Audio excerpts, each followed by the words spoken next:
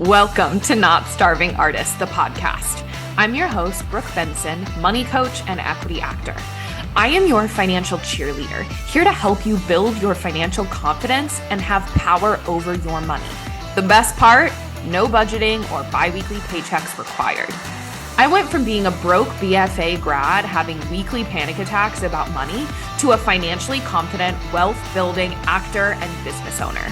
Money gets to feel fun, simple, and sexy, and I am going to show you how. Before we dive into the episode, I am so excited to share with you that my brand new online course, Cashed Up Creatives, is officially out now.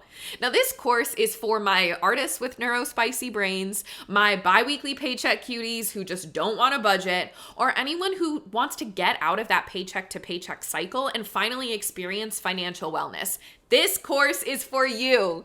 It's gonna help you get 3 months ahead on bills. It's gonna help you pay off debt while you still take vacations. It's gonna help you manage your fluctuating or consistent income with ease. You're gonna be able to confidently talk to your parents or partner about your money decisions. You're gonna be able to open a retirement account and invest your first or next $500. You're always gonna have surplus in your bank account, and it's gonna teach you how to ditch your scarcity mindset so you can feel abundant with money.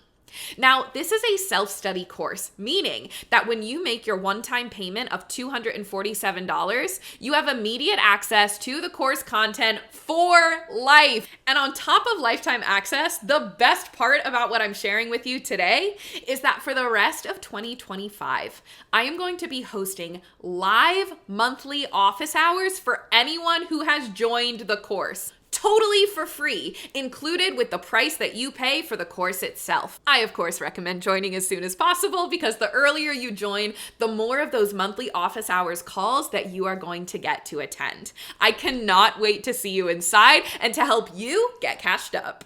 Hello, everyone. Welcome back to the podcast. We're talking today about how to not feel cringe around money, talking about money, asking about money, just money in general. I've been seeing this in real life. There's a lot of fear around being cringy when you talk about it, when you ask about it. I'm going to go through some very specific examples with like group dinners, bachelorette parties, being on vacation, asking the price of things. And all of these things can bring up feelings of like, oh no, and cringe is the word I'm going to use, but it's like, I don't want to be perceived a certain way. Is this weird that I'm asking? Do I seem poor or broke if I ask this? It's a lot wrapped up in perception, right? So we're just going to use cringe as a way to describe that. And why this, I think, cringe fear has become so widespread is because all of us on social media now, right? And like being chronically on the internet, and also like our scope of people and community and people who see us and perceive us has gotten so much bigger over the years, like in recent history. But then also growing up, like Gen Z and millennials specifically, with social media, with technology, right, being perceived by people we might not even know, there's this hyper awareness and this curation that we have either extremely consciously or subconsciously developed. So there's this fear of doing anything that could even be slightly perceived as like cringe or weird or whatever. We're like hyper protective over our how we present, right? Our image, okay? And there's a spectrum of this, right? To like wanting to fully curate your life and never wanting anyone to think anything wrong about you or bad about you or whatever, to then just like the very subtle subconscious things that you might not even realize you're doing that is coming from wanting to curate an image. So as I go through examples, that's the kind of stuff that I'm going to be talking through. So when we're talking about being cringy and how to not feel cringe when talking about money, there's three main areas that I see this cringe fear come up in. The first one is bringing up money in conversation with people. 2 is getting clarity around the price or the cost of something. And number 3 is financial literacy, not wanting to ask questions about financial topics that you might not understand, or feeling cringy asking those questions. So those are the 3 main areas that we're going to talk about today. Now, why this episode, I want to do this now, is for 2 things that came up in my life that I witnessed where I was like, all right, we got to have a podcast episode about this. So the first one is I just got back from a birthday cruise. I was on the open seas for 7 days and it was a freaking blast. Also, I want to say that I was able to go on this cruise. Me and my partner went together. The cruise in total cost, I think all in, around $1,700 for the two of us. I paid out of pocket less than $400.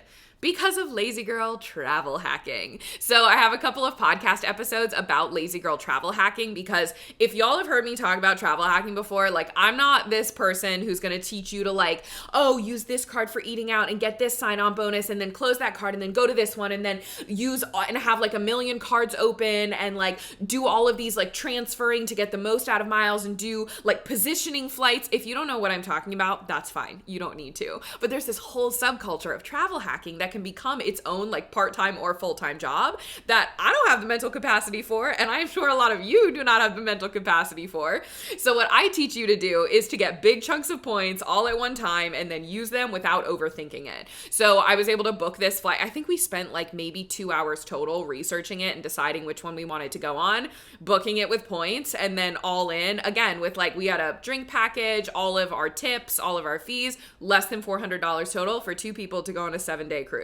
So again, I have some podcast episodes about that, but I'm also adding a training about lazy girl travel hacking inside of Cashed Up Creatives, my online course. That training will be dropping in May. So again, you get lifetime access to this course. So once you buy it, when that training drops, you're going to have that training forever. So I just wanted to plug that and let you all know that. But while I was on this cruise, there were some things that came up where I had to ask some clarity around the price of things. And there was an interaction. I mean, there was lots of interactions. Once you start diving into the financial wellness of your own life and you start to think about your own money mindset and you start to see the cost of things and you're looking at your money, you will hear it and see it everywhere. Okay. So there were some interactions. I'll talk about one specifically in this episode. So I was like, oh, okay, this is part of that, like, not wanting to be cringe, having to ask for clarity thing that I want to talk about. But then the week before, I was in an audition holding room. And for those of you who are not in like the actor space, or you don't live in New York City and you're not doing the whole like EPA game, which is equity principal auditions, it's a whole thing. So at one of these auditions, basically when you get there early, if you don't have an audition slot, you can get there early to walk in, sign up day of. And there's a whole process for like how you line up. You've got the equity members, you've got the non-union members, and then you've got the EMC members. And so there's like different lines and different ways. They've also switched now how they do the list thing. Again, if you're not in the acting world, this is just follow me, right? There's basically lines and protocols that are sort of unsaid, but there are like rules and regulations around it. But there's a lot of like having to ask for clarity on which line to get in, or where people are standing day to day, right? Depending on what building you're in, depending on what the audition is. And what I have witnessed recently, like over the past year, is the generational divide between like lower millennial Gen Z and older generations. And I identify as a millennial. I'm right on the cusp of millennial and Gen Z, but I definitely lean millennial more than I lean Gen Z. But what I've witnessed is that there are people who are in these younger generations, right? Millennials and Gen Z. And they will walk into the audition room and there's no way for anyone to know just upon looking which line is the equity line, which line is the non-union line, or where the line even starts and ends. And I watch so many people come in and just kind of look around and then walk to the back of the room or put themselves in one of the lines and just guess. Now, if y'all are in the EPA game, you know that if you get in the wrong line or you're not in line, like you could waste 45 minutes and then not even be in the right line if you don't ask the question. But I see so many people just not ask which line is which is the start of the line. Are you all in a line? Who's non-union? Like they don't even ask the question. And so when I witnessed this, I texted my best friend who in her work, she works with and is surrounded by and interacts with a lot of teens and a lot of Gen Z. And I was like, does Gen Z not like to ask questions? Like, what is this? And she was like, oh yeah, Brooke, it's totally not cool to ask questions. And I was like, wow, it's so fascinating. But when I was thinking about this leads us into the fear of being cringe, because one of the reasons that there's this fear around asking questions is because asking the question, which line is which, is not cool. And also the feeling of like, I should already know this, especially if you're younger or you're new to the New York equity EPA audition game, right? Like, I remember I had to ask so many questions. I felt like everyone knew what was going on, and I missed the playbook. I missed the rule book. Like, when I first started going to auditions in the equity center, you have to go to the 4th floor and then you have to go to the 16th floor. And like, no one told me that. And like, at the front desk, I was like, wait, so how do I get up to the 16th floor? And the woman kind of like rolled her eyes at me and she was like, you have to go to 4. And I was like, how would I know that? How on earth would I know that, right? But like, there's all of these unspoken rules, but you have to ask these questions. But there are so many people who are so afraid to look like they don't know something, to look cringy, to look green. I know that in the artistic space, looking green is something that a lot of people are very sensitive to and not wanting to seem like. And so watching this play out in the audition space, I'm like, right, this is why there are so many things we're seeing in the money space with millennials and Gen Z, and I mean just across the board, where money decisions are being made or money is not being talked about, or there's a financial illiteracy that isn't being like wanting to be overcome. It's because of this fear of being cringy, being seen as not knowing something. There is a very real rooted fear here, okay? So we gotta talk about it. So when we're talking about not feeling cringy, there is this unspoken pressure, I think now. This goes to technology and ChatGPT and Google and everything being at our fingertips. There's this unspoken pressure to just know things because of how accessible they are. And again, whether this is a very conscious like acknowledgement or it's subconscious and rooted, because we have access to everything, there's this kind of just energy of like, what do you mean you don't know this, right? How could you not know this? You should have just Googled it. Especially in the finance space, there's a lot of, it's mainly men, right? Coming in comments or like coming in and saying like, oh, how did you not know that you had to invest the money inside of your IRA? How could you not know about a high yield savings account? You're totally losing money if you're not using credit cards and you're using debit cards. And just this energy of like, you should have known what to Google. I'm sorry, no, right? You have to know what to Google before you can even Google to fill a gap. And also sometimes there's shit you just can't Google. You can't Google what line is which in an audition holding room while you're physically there trying to figure out which line to get into. So I want to point that out, right? That there's that unspoken pressure to just know things, which makes us feel wary to ask questions or bring something up. And then there's also this energy of vibes over clarity is the phrase that I saw that I feel like encapsulates this perfectly. People wanting to focus on vibes and not disrupting the flow, not seeming uncool, versus prioritizing getting clarity and getting understanding, right?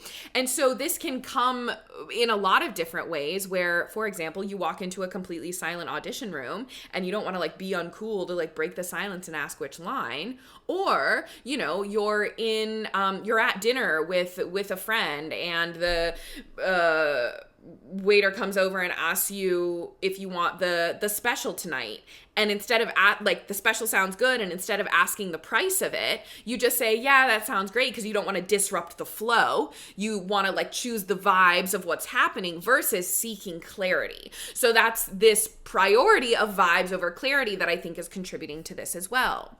But what we need to talk about is the importance of clarity.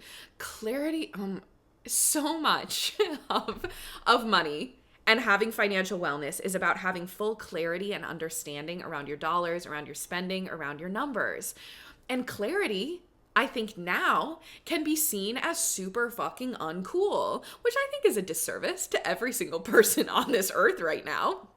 But clarity is so important, especially when it comes to spending decisions. Because how on earth are you supposed to know if you are excited about a spending decision if you don't have all of the data?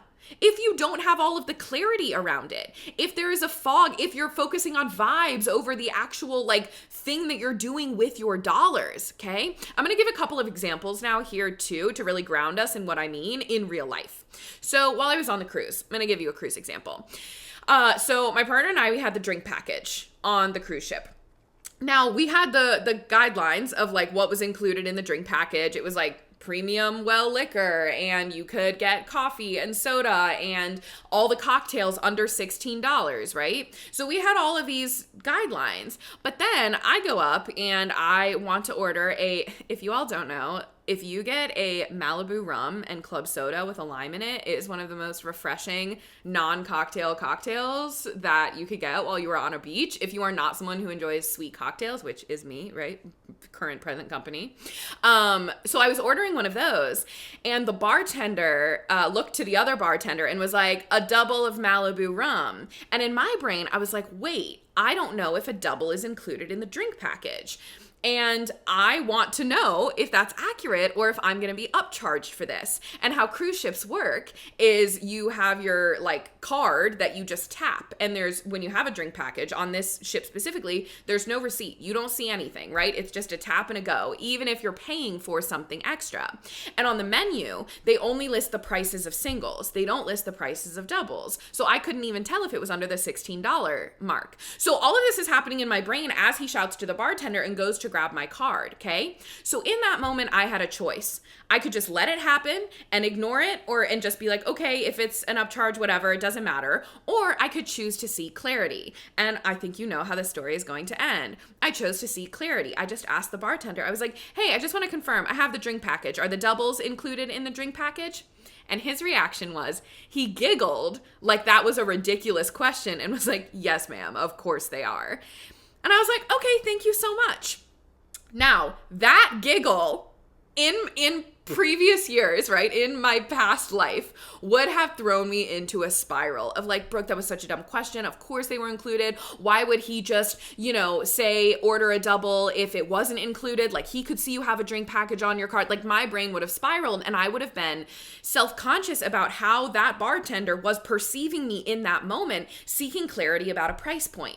But now, with where I'm at in my journey of financial wellness, what went through my head was, I don't care how this person is going to react. I am going to get the data and the information that I need to know. Because if I'm on a 7-day cruise and I am ordering doubles this whole time, thinking that they're a part of the drink package and they are not, and I get to the end of the cruise and I have a lot of money that was spent that I didn't need to spend because I was supposed to be drinking for free on this drink package, I'm going to be so upset with myself. And I'm going to be so upset that I parted with money that did not improve my life, did not feel good, that I didn't even need to spend because I would have just ordered 2 singles if I wanted a double, right? Because they're included in the drink package. It felt like such a no-brainer for me to ask for clarity. And so then that bartender's perception of me was so low on the priority list of me spending, I don't know, could have been $200 extra I didn't need to spend over the course of 7 days, or spending $0 just for asking clarity and having to weather a little bit of a giggle from that bartender, okay? The other example and thing that happened on the cruise was I was sitting on the pool deck, and there was a really sweet, lovely woman from Dublin who was sitting next to me. And she was talking my ear off all about how we needed to come to Dublin and how Ireland is so beautiful. So we're chatting.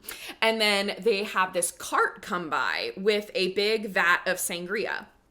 And on the flyer, the thing on the cart, it said sangria, $14. And it was the special drink of the day. And, it looked okay. I'm not a huge sangria fan, but she comes by and she looks at me and this woman next to me and was like, would you guys like sangria? And we both were like, yeah, sure. That sounds lovely by the pool. So I go to hand her my card and she looks at me and she says, this isn't part of the drink package, by the way. This is separate.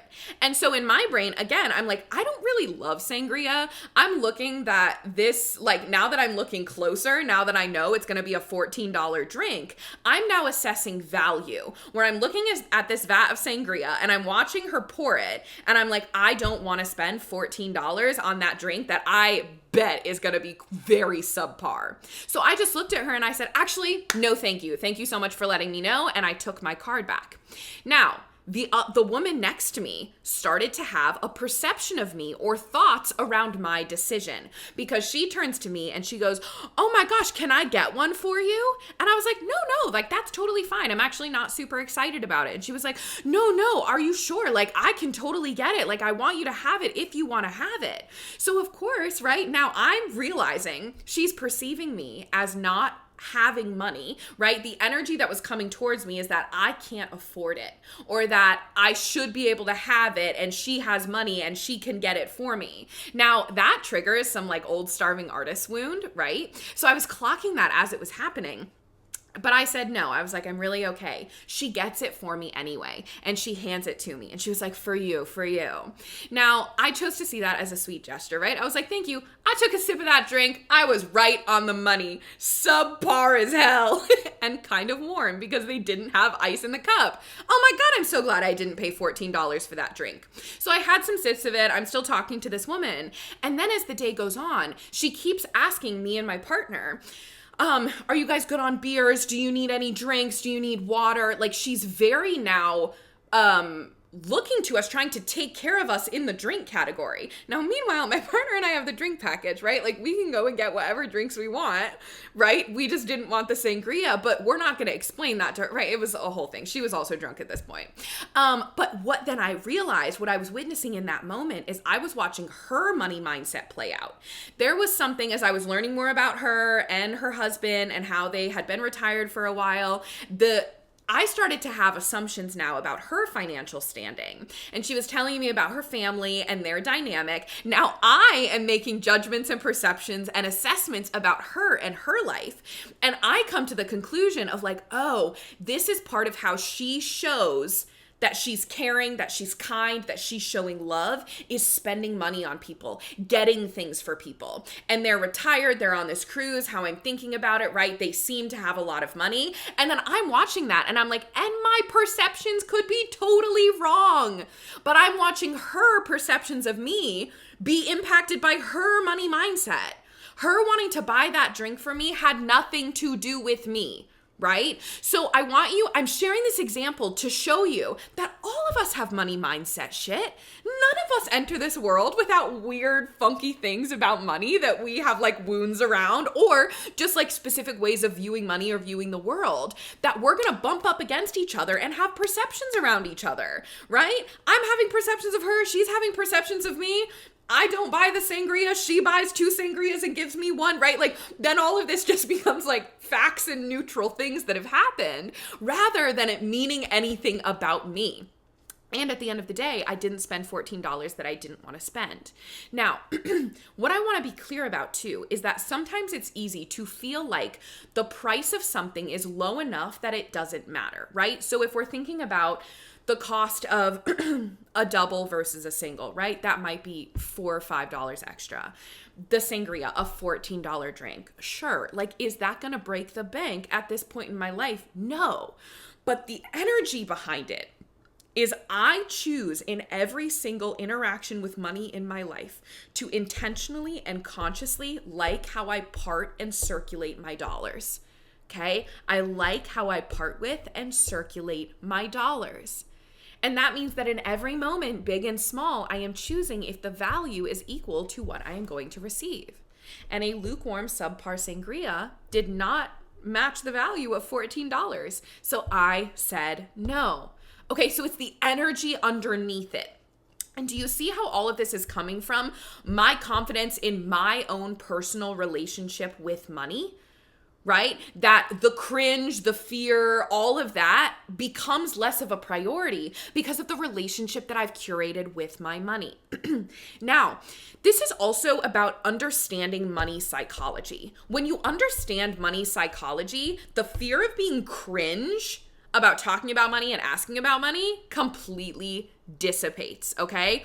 Understanding money psychology will have you asking questions. You will be so willing to disrupt the flow when you understand money psychology. For example, on a cruise ship, they have that cruise card and they have you attach a credit card to the cruise card to automatically pay all of your transactions because they want to, if you remember from one of our previous episodes, reducing spending friction. You just have to tap your card and you don't even see $1. You don't even see a price point. You don't even sign a check. It's just a tap and a go, reducing spending friction. So because I know about spending friction and because I see it everywhere now with companies wanting to get you to part with more of your dollars than you desire, of course I'm going to ask the question when a bartender says, get her a double, when I didn't actually order a double, right? And also in my brain, right, I'm like, I have the drink package. It would behoove this company who is for profit to charge people for doubles when they have a drink package so that they can still get money out of them, right? And that might be a cynical way of looking at things, but I see it as a very realistic way of looking at things. And then when I was proven wrong, I got to be like, wow, that bartender, he did me a solid. Thank you, my dude, right? And we ended up having a very good relationship for the rest of the cruise. But when you understand money psychology, you want to ask the question. So this comes to now menus at restaurants and cafes that do not list the price. It is my biggest pet peeve because I'm like, ooh, restaurant, that's giving insecurity. Why are you embarrassed to put your prices? Why don't you want to put your prices? That's weird to me, right? And I look at that and I'm like, that's because of money psychology. Because they know that when you don't see a price, you are more willing to part with your dollars because you're focusing on the thing rather than the value of the thing that you are going to be paying for. Now, the other reason they do this is because they know we all have, so many of us, I would say like 95% of the population has this subconscious fear of if you have to ask the price, you can't afford it. And you don't want to be one of those people who can't afford it. You want to be able to say like, I'll have it without even knowing the price because you can afford it. Because again, that's like a status thing. And because again, hierarchy of needs, community status, right? Like being a part of the group, like achieving more, like that is in our DNA. So we want to be seen as of high value or high status in society. These freaking restaurants and cafes know this, and they take those prices off because they know you're going to have the thought, if I have to ask, I can't afford it. So then you're just going to buy it. I was at a coffee shop. It was actually quite cute. It was downtown in the city, and they didn't have prices. And I was like, okay, that's fine. It's a coffee. I'm going to have a moment. Let me order an iced coffee. I ordered just like a plain small iced coffee. This thing came out to $8. And in that moment, right, I had two choices. And this is where, okay, not just asking the price. Like at that point, I could have asked the price. But in my brain, I was like, okay, even if this iced coffee is like $6, again, plain, all in, the kind of coffee shop it was, I was like, I'm fine paying $6 for an iced coffee. So I had already done like a valuation in my head. When it came out to $8, I had a pause. So I had two options. I either commit to a value of an iced coffee that I didn't like, that I already didn't back, or I say, never mind, I'd like to order something else, right? And in those two moments, I can either choose the vibes and the flow and the trying to not be cringe, or I can choose clarity. I can choose staying conscious with my money. I can choose my relationship with my dollars. And in that moment, what do you think I chose? I chose the relationship with my money. And I said, actually, never mind. Can you tell me how much just like a regular drip coffee was? It was $5. And I was like, yeah, I would love just like a plain drip coffee. She was like, great. And in my mind too, me being at the coffee shop wasn't about the coffee I was getting. We're going to get into this as well. Because it wasn't about like, oh, this specific iced coffee I wanted and now it's too much money and I can't have it. No, I wanted to like sit in a cute coffee shop and do some journaling, and I actually didn't really care what coffee I was drinking, right? So at that point I was like, okay, if I'm going to pay $8 or $5, I'd rather pay $5 for something that I don't really care about, right? It was about the vibe. So in that moment, right, like I'm assessing value. And this might seem like, as I'm talking through all of this, it might seem like there's a lot going through my head all the time, which like, sure, there is. Yeah. But this becomes so second nature to me, right? This prioritization and like how I assess my values Because I spend so much time with my money every single month, looking through my spending, knowing my numbers intimately, journaling about my money, my priorities and my values and how much I like to spend for certain things are just ingrained in my body. It's muscle memory, right? So it's really easy for me to make those decisions in a split second. And sure, it might have been annoying for the person at the register to like cancel the iced coffee and do a drip coffee. But then I'm like, well, put your prices on the menu, right? But there are so many people who once they're like too far gone in a process, they feel too far gone in a process. Oh, I can't back out now. But until you swipe your card, until you say full yes to that transaction, you still have choice. You still have autonomy, right? Now, this also goes to, I want to talk about like not being a dick about it, right? Like if there was a line of 10 people and I was sitting there being like, hey, can you list the price of every single item on this menu? Ooh, $8 is a lot for an iced coffee. Okay, so what if, right? Like then that's me being a dick about it. But instead, I was like, yeah, just give me a drip coffee, right? Move along. There was no one behind me. It wasn't a super busy shop, right? So, I mean, in the moment, you get to choose how you want to then choose your relationship with money over choosing not being cringe. And I would also like to say, let's even go here. Choosing to like be cringe, I'd venture to say it's not even fucking cringe because every single one of it, I have not worked with a single person. I have not heard from a single person who has talked in a way of like, oh yeah, someone asked me to pay them back for dinner and that was so cringe. Or like, oh yeah, someone asked me the price of my service. That's so cringe. Like, I don't hear anyone talking about that. It's like our weird perceptions of like how people think we're going to be perceived. And sure, people might have judgments. People might have perceptions of us that we don't align with, right? But like being cringy, and this is just like a meta concept now because I think being cringy has encapsulated so much. Like it's cringy to be seen trying hard. It's cringy to wear certain clothing. It's cringy to like say certain things. Like as a millennial, every single fucking thing we do is cringy. Like, I don't know. It's just encapsulated so much. And there's become this like big fear of being perceived. Listen, I go through it, right? Like being someone who has a face on the internet and also like an actor having to be out there all the time. Being perceived is like a very hard thing, like being visible, right? And I still go through like, oh, I don't want to be cringy. Sometimes I have those thoughts, but in my relationship with money, absolutely the fuck not. I will choose being cringy over hurting my relationship with money every fucking day of the week. That's what I want you to start thinking about. Like when you do start to develop your relationship with money, some fucking, bartender's idea of like what you can afford and the type of person you are because of the kind of drink you ordered. I'm sorry, that sounds like a little fly buzzing in your ear versus the relationship that you are building with your spending, with your dollars and with your money, with your goals and with what you desire for your future. Because when you start making these kinds of decisions and assessments and value transfers in the small stuff, in the $14 sangria, in the $8 iced coffee. Then that transfers to the big things, the big investments, the moving cities, the vacations, the investing in your retirement account, right? Like all of those things then get the same care that you are giving a $5 drip coffee, okay? That's why it's important to do it over the course of all of your things, okay? Now, I want to come back to as well this thought. There was one more thing I wanted to say about if you have to ask the price, you probably can't afford it. Now, I don't know the origin of that saying. I wish I would have looked that up before I started this recording.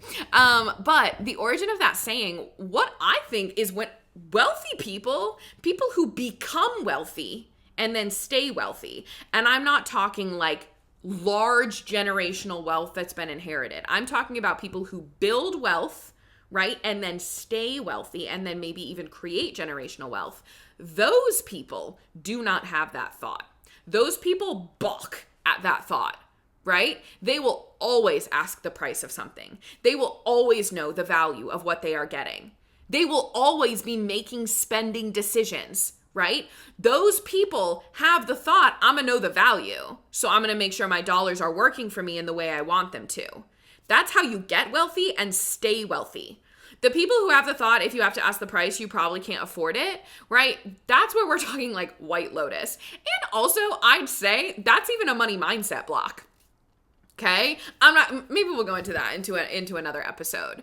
But that thought is actually inaccurate for people who have actually gotten wealthy and are staying wealthy. They don't have that thought. They have the thought, I'm going to assess the value. That's the skill that keeps you wealthy as well. That's the skill that makes wealth sustainable. That's what makes your money have longevity, okay? This is also why you will never see me hiding my prices. I have my prices on full display for my one-on-one money mentorship and for my online course. Right on the sales page, before you even book a sales call with me for a one-on-one money mentorship, you see the price. You have to check a box that says you see the price before you even get on a call with me. Because I want you to have all the data and all the information. Because I want you to be able to assess for yourself. I want you to be able to have the feelings you have about certain price points. And then I want you to be able to get on a sales call and ask me questions if you have questions. I had a sales call recently where someone got on the call and they were like, hey, I know I shouldn't, but I have a fear about this price point because of this thing. And I'm like, tell me more. Tell me why you're afraid. Tell me why it feels scary to part with this amount of dollars. I'm never going to be afraid to have that conversation with you. So that's why when I look at restaurants and cafes that don't have their prices, I'm like, insecurity, scarcity mindset that you think people will not pay for your $8 coffee. If you're going to charge $8 for an iced coffee, say it with your chest. Tell me that's the best fucking iced coffee I'm going to pay $8 for. Because if it's not, that's why I don't want to pay for it. Say it with your chest, okay? So I just wanted to say that I think financial clarity is such a flex because it means you're confident in your own dollars.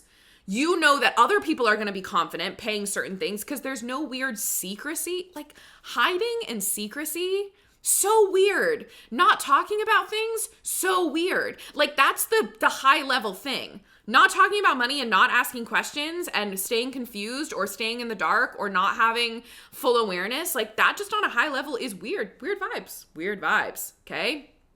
Now, I want to talk about this too in a couple of different examples, like asking to be paid back for dinner. I know a lot of people, like when they go out to dinner and everyone's Venmoing each other or someone gets stuck with the bill and then people aren't Venmoing back, but it feels cringy to like Venmo request them or send them a Venmo reminder. And all of that, like the person who's stuck with the bill, everyone wants to be paid back. And I think everyone wants to pay for their stuff, but it's this cringy thing of like, I don't want to ask how much I owe. Or I don't want to ask people to pay me what they owe. So you need to be the person to like start this moving in your friend group and don't make it weird. And if you feel weird about it, I want you to sit in your journal and ask why you feel weird about it. What are you afraid your friends are going to think? What are you afraid is going to be the backlash? What are you afraid tactically is going to happen? Okay.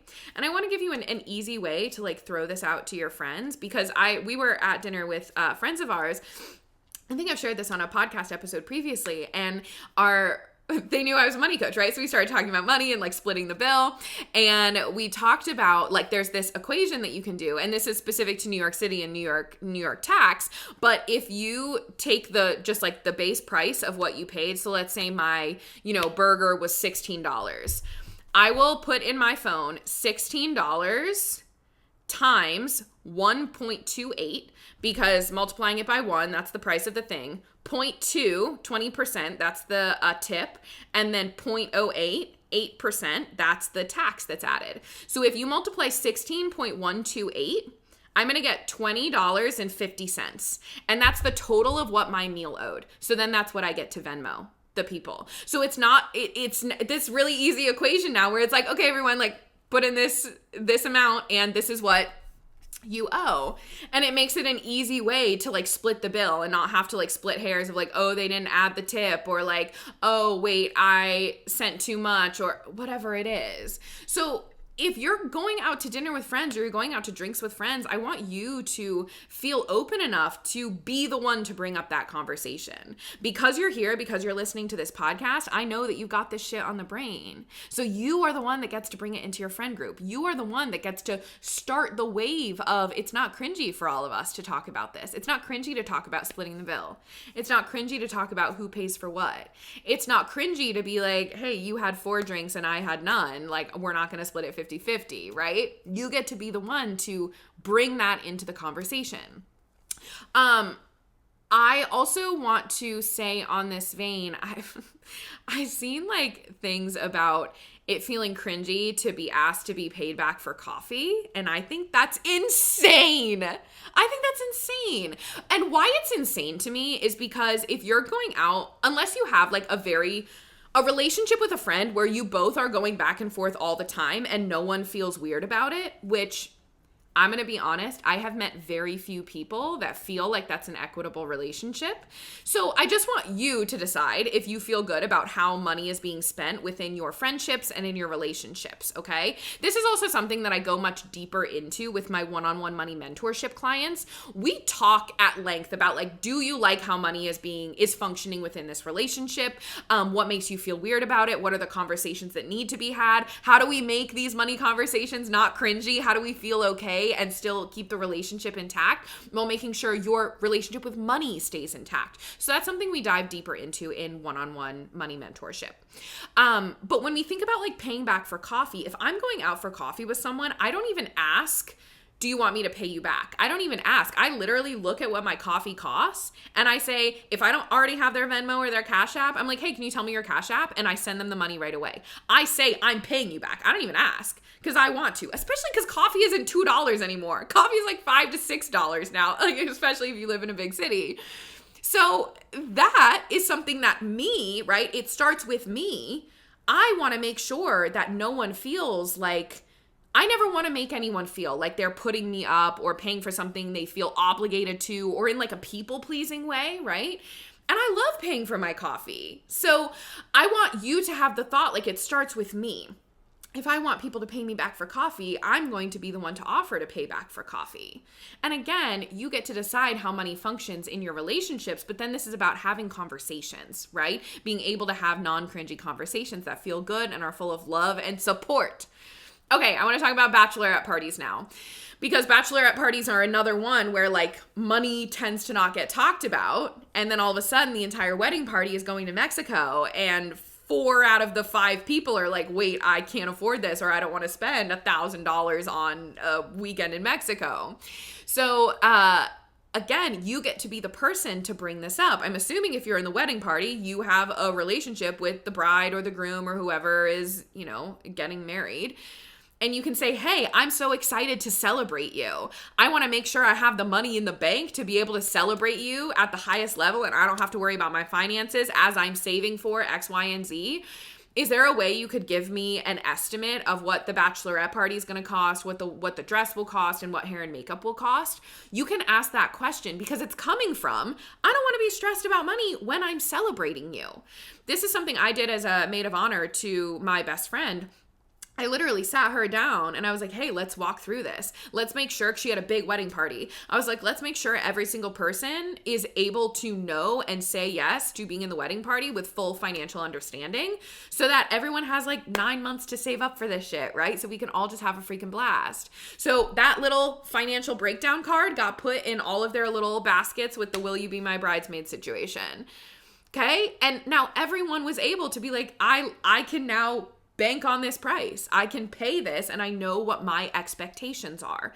So even with that, she was like, my expectation is that everyone gets their hair professionally done, but makeup is optional and here's what the makeup price would be. So even stuff as minuscule as that of like, this is what's expected and this is what's optional. So then you give people the opportunity to say yes and no, to have full awareness before they say yes, right?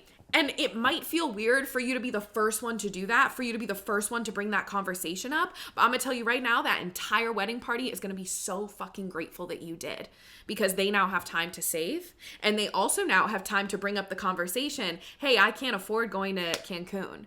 Could we do something stateside? Right? If maybe a couple of the other bridesmaids feel that way. Or I'm going to be there virtually. I love you all so much. Have so much fun in Mexico. Okay? Birthday dinners. I already talked about dinners, but I had an experience recently where I was at this birthday dinner for a friend of a friend. So I wasn't like super involved with this group of people, but we were sat there and we were in this corner of a bar, and I wasn't drinking that day. And so I showed up and I was planning on just like maybe getting a Diet Coke, maybe getting one drink. And I sat down and I started talking with my friends and I start hearing like how they're doing the check is like, and there's like 20 people there, I think.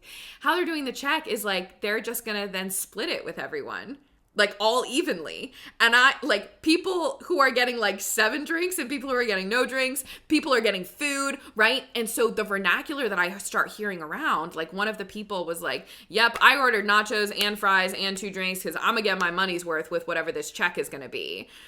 That, oh my God, like the fact, and again, this is me and my relationship with money. I will not put my relationship with money into a situation where I have no idea what the bill is going to be, what the cost is going to be. And so at that point, I wasn't hungry and I wasn't even really planning on drinking anyway. So I just didn't. I just like sat at the bar and hung with my friends and didn't drink anything, didn't eat anything.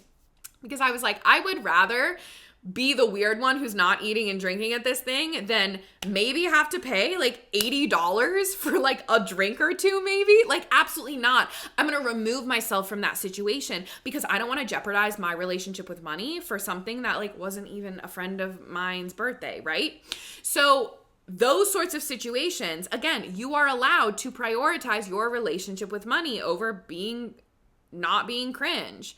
But then there's also on the other end, right? Like if I had a birthday dinner for someone I really loved and I knew it was going to be that kind of situation, at my CEO party, when I'm looking ahead at the month, I'm going to see that friend's birthday dinner is that month. And I'm going to say, yep, I know that's probably going to be $100 dinner. Or I'm gonna bank on that being $100 dinner, and I'm gonna know that going in. So then at the end of the month, when I have my next CEO party and I see $100 from that one restaurant, it's not gonna like make me feel guilt or bad, or I'm gonna feel like, oh fuck, I spent so much money, but it's because of the birthday dinner. No, I'm just gonna have the awareness that a lot of money is gonna go out on that night for that dinner because I love that friend and I support that friend, and I know we're all gonna split it evenly, and I don't want 20 people to have to decide who got what drinks and whatever. I'm just going to bank on spending more money on that night. And I'm going to say yes to that, and I'm going to feel good about that. So do you see how it's not about like spending the least money possible? It's about signing off and saying yes on what you choose to spend money on in every single moment. So what I want you to think about is, what are you afraid of in these moments when you're having to choose between your relationship with money and not being cringe? What are you afraid is going to happen? It's usually someone else's perception of you. It's usually a fear that you're going to be seen in a certain way. And it's usually your core money wound, right? So like my core money wound is starving artist, being seen as an artist that can't support herself. Yeah? And especially like that's coming from me being a woman as well, right? Of like needing a man to support me. And now that I'm with a man who is in a very lucrative job, who is kicking ass, who's doing his thing, now that perception is like even more, like I get even more afraid of that perception because I'm like, no, I make my own money. He's doing amazing, but me too. So then like, do you see how that inner wound tends to come out for me? So usually whenever I'm having like a harder moment, it's usually from that core wound. Okay, so I want you to think about, what is that core wound? What are you afraid people are going to perceive about you? And maybe that will even show you what your core wound is. So think about that. And then when you have a moment where you had to choose between not being cringe and your relationship with money, what did you choose and why? Like have a moment and assess whether it's like walking out of the coffee shop, home at night after you did that birthday dinner thing, and you're sitting and ask yourself those questions. What was I afraid of? What did I choose? Did I like what I chose? What do I want to choose next time? Have a little post-mortem with yourself. And part of why you feel cringe, like when you are choosing your relationship with money, part of why you may feel cringe and hate that feeling is because you don't have the confidence to say that shit with your chest, right? You don't have the financial confidence in your education about money or your relationship with money. And that's what I teach you to do. That's what I want for you. It's not that you choosing your relationship with money is always going to feel cringy and you just have to get used to feeling cringy. It's that when you have financial confidence, when you understand your money and you've developed a relationship with your money and your spending, and you have very clear goals of why you do what you do with your money, the giggle from the bartender, water off a duck's back. Someone giving you a look when you ask for the price of something or like ask to split the bill, not even going to matter to you because you have the confidence of what you are doing with your money. When you feel confident in your choices around money, because tactically you understand how money works, and because you've worked on your mindset and your emotions, that shit won't shake you. And when you make that choice over and over and over again to choose your relationship with money, you build up resilience to that cringy feeling. Now, I'm not saying like I never feel anything when I ask for the price of something or when I ask to split the bill, but usually it's coming from the energy of the other person as well. And I'm like, do I like the fact that I would be making a different choice because of someone else's money mindset or energy or perception of me? No. But you build up that resilience to be like, it really doesn't matter. I know that I can't die from this feeling and I'm going to be okay. Feeling a little cringe right now because I want to choose my relationship with money. Now, again, I want to say choosing your relationship with money over not being cringy doesn't always mean you're choosing the lowest price option. Like I said, you can choose to go shell out, to go fucking ball out on your friend's birthday dinner and split the bill all evenly around 20 of the people at the table, even though you might have only gotten one drink and your salad. And you spend, your $80, you can still choose that, and that being you choosing your relationship with money. But how it's choosing your relationship with money is because you said fucking yes to it beforehand. You saw it, you said yes, you said, I like this, I'm gonna value my friend. It actually doesn't make sense for us to go through and do all of the splitting of the bill with this specific group of people, right? And this specific person whose birthday we're celebrating. So I'm gonna say yes to that. So saying yes to it and feeling good about it is you choosing your relationship with money over not being cringy, okay? When you start to do this as well, it starts to bleed into other areas of your life. When I see people building their financial confidence, whether they've begun taking the Cashed Up Creatives course and they start switching their mindset around money and learning about their money, or they're in money mentorship, or you've just started listening to this podcast and you're starting to build up that confidence, when you start to do that, you will ask for a refund from your bank for an overdraft charge as you were switching banks. I use this example all the time because so many people are like, oh, I got charged an overdraft fee when I was just switching to Ally. And I'm like, did you ask them to refund it because it was a one-time thing? And they were like, no, I didn't know I could do that. When you have confidence and you start to feel like autonomy with your spending, when you are the one in control of every single thing that happens with your dollars, you start to automatically have the thought, I shouldn't have been charged that fee because I was just switching banks. No, that's not right. I would like that fee back. I'm going to ask. And I'm not going to feel anything about asking because I don't have the thought asking isn't cool. I'm going to ask, can I have that $35 back, please? Yes, thank you. And 99% of the time, they're going to do it. Oh, shoot, I forgot to cancel my credit card that had a $95 fee. Well, what if I just ask if they can refund that? Oh, they can refund like 70% of it? Great. You ask for, a retention bonus. I just did this with freaking Verizon.